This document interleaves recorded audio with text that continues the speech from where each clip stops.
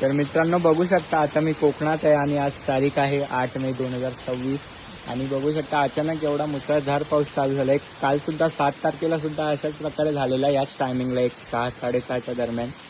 पण आता हे जे असं अवकाळी पावसाने निसर्ग आपल्याला एकच गोष्ट दर्शवण्याचा प्रयत्न करत आहे की निसर्गाचं जे ऋतुचक्र आहे ते कुठे ना कुठे थोड्याफार प्रमाणावर बिघडलेलं आहे आणि आपण लोकांनी त्याचं संवर्धन करण्यासाठी आतापासूनच खूप जास्त प्रयत्न केले पाहिजे.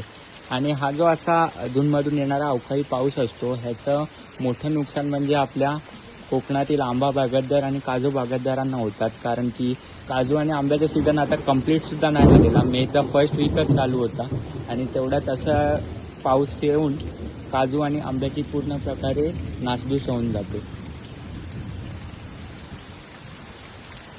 सो आजच्या व्हिडिओसाठी एवढंच. भेटूया पुढच्या व्हिडिओमध्ये.